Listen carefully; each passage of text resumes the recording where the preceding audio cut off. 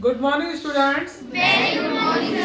How are you? I am fine. Very good. Dear students, आज आपको लग रहा है मुस्कुराहट कितनी अच्छी है ना? Yes, और sir. आप भी मुस्कुरा रहे हैं?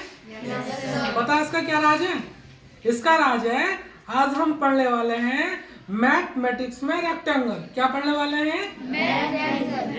रेक्टेंगल। देखो रेक्टेंगल का मतलब होता है आयत। आयत. क्या? आयत. आयत। देखिए जैसे आपको दिखाई दे रहा होगा कि भुजा ए और ये भी क्या है? भुजा ए है ना? Yes, sir.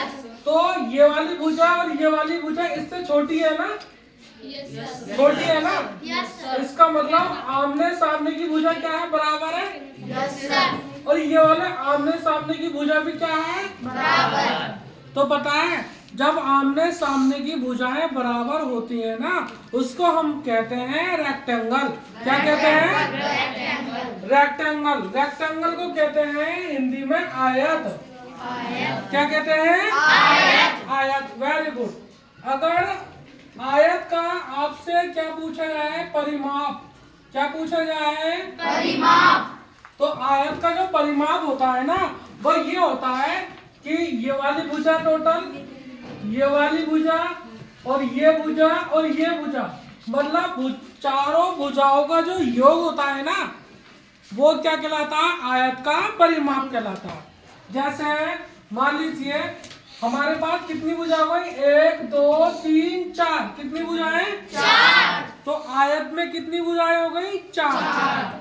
कितनी भुजाएं? 4. जब भुजाएं 4 हैं तो हम इसको लिख देंगे 4 गुणा कितनी भुजाएं? 4 भुजाएं, तो 4 भुजा।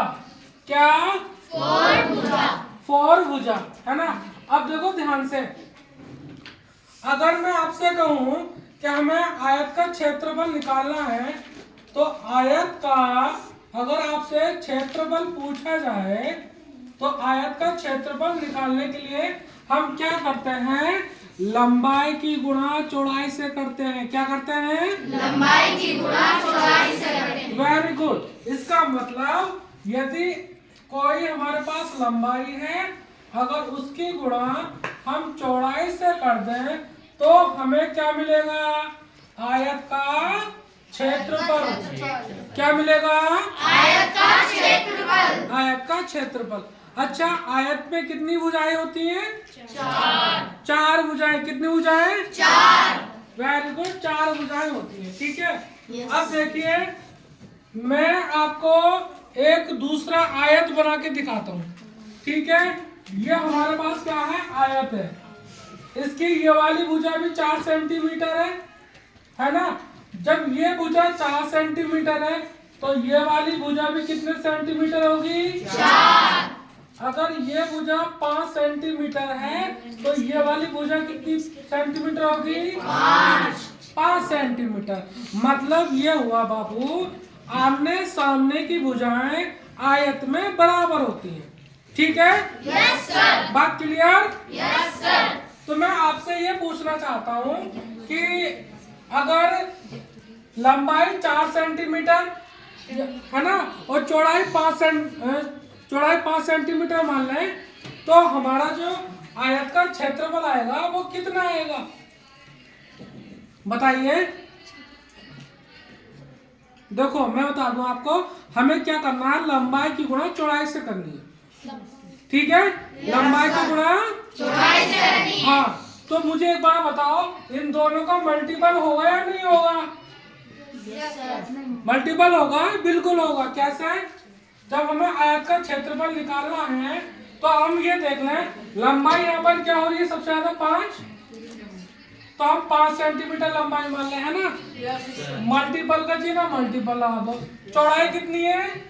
4। तो यहाँ पर हम क्या कर देंगे? 4 सेंटीमीटर लिख देंगे, है ना?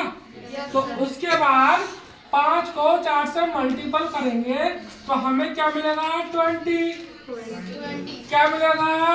20. इसका मतलब ये हुआ यदि लंबाई कितनी है? 5 सेंटीमीटर, चौड़ाई कितनी है? 4 सेंटीमीटर, इन दोनों का क्या करेंगे? मल्टीपल करेंगे तो हमारे पास क्या आ जाएगा? आयत का क्षेत्रफल। क्या आ जाएगा? आयत का क्षेत्रफल। हाँ, तो एक बार बताओ, आयत में कितनी भुजाएं होती हैं? 4। और अगर आयत का क्षेत्रफल पूछे तो हम क्या करेंगे? लंबाई गुणा चौड़ाई। तो अगर एक क्वेश्चन अगर आपको दिया जाए तो आप कर सकते हैं? Yes sir. चलिए बताइए, आयत में लंबाई 5 सेंटीमीटर है, चौड़ाई 6 सेंटीमीटर है, तो बताइए आयत का क्षेत्रफल कितना होगा? कितना होगा? 5 6 30। तो लंबाई की गुणा चौड़ाई से कर दो, है ना?